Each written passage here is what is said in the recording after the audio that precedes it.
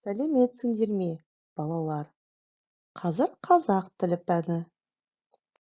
Балалар, бүгінгі сабақтың тақырыбын білу үшін мына ребусты шешіңдер.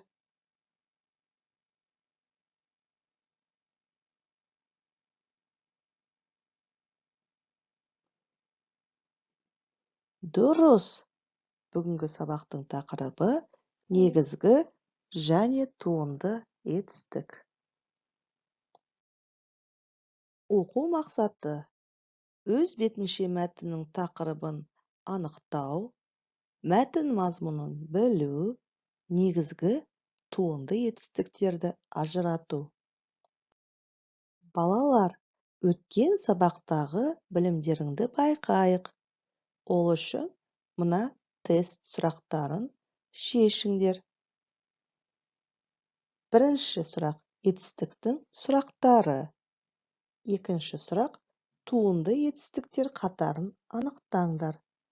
Үшінші сұрақ: мақалды жалғастыр. Ерінбеген етікші.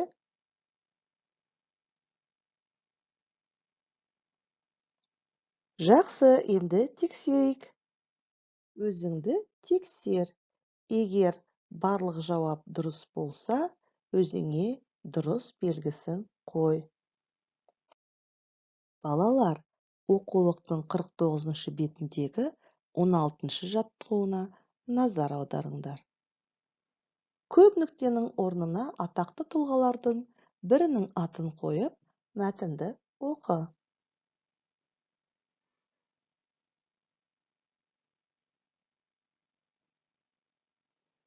Ал енді тексерейік. Мәтін кім туралы?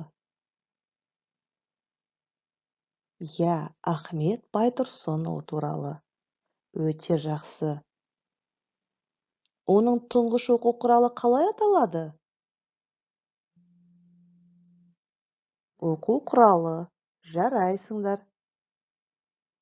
Ол қандай оқулық? Әліппе. Өз ойыңмен бөліс. Мәтіннен етістіктерді тауып, олардың негізгі немесе туынды етістік екенін айтыңдар.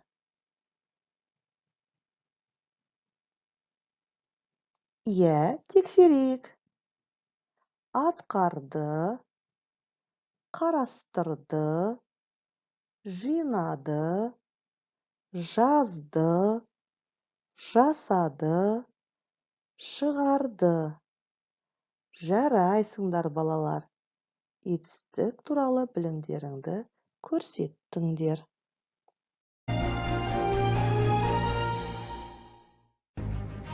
Ахмет Байтұрсынұлы қазақ ұлтының кемеңгер қайраткері.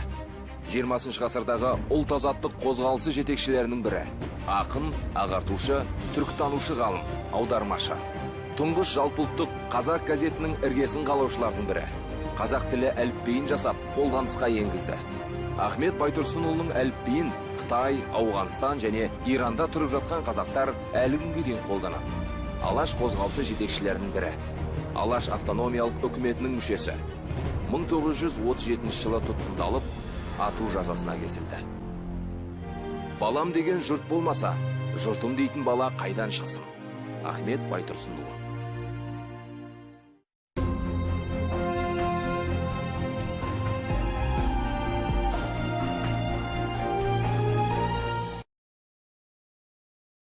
Ахмет Байтұрсынұлының еңбектері туралы қосымша мәлімет.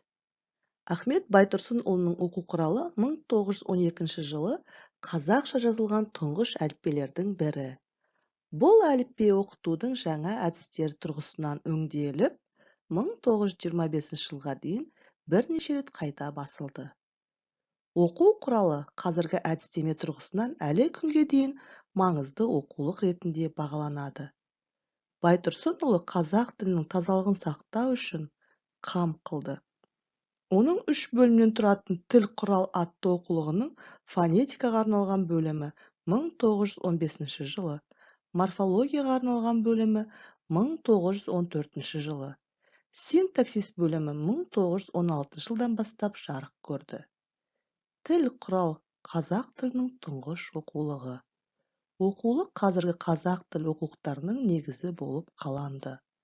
Тіл құрал қазақ тіл білімінің тарау салаларының құрылымын жүйелеп, ғылыми негізін салған зерттеу.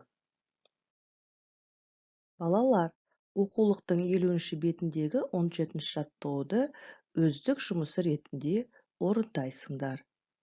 Берілген зат есімдер мен сын есімдерге ла, ле, да, де, та, те, дас, тас, лас, лес, тан, тен жұрнақтарының тиістісін жалғап, туынды етістік жасаңдар.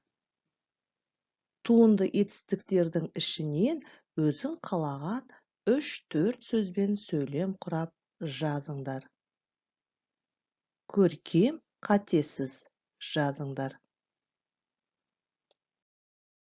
Өзіңді тексер. Егер барлық сөздерді дұрыс жазсаңдар, өзіңе дұрыс белгісін қой. Кім жылдам ойыны? Жаңылтпашты жатқа айт және жатқа жаз. Қарамен жазылған қандай сөздер? Олардың мағынасын бір-біріңе түсіндіріп көріңдер. Туынды етістіктерді тауып, сөз құрамына талдаңдар. Шығармашылық үзіліс. Етістік сөзінен баспалдақ жасаңдар. Осы әріптерден басталатын іс-әрекетті білдіретін сөздер ойлап, торкөзді толтырыңдар. Шыққан етістіктердің қайсысы негізгі, қайсысы туынды екенін айтыңдар. Туынды етістіктерді теріп жазыңдар. Балалар, бүгінгі сабаққа кері байланысты мен не білемін, мен не білдім, мен не білгім келеді деп SMS арқылы жіберуге болады. Бүгінгі сабақ аяқталды. Сау болыңдар.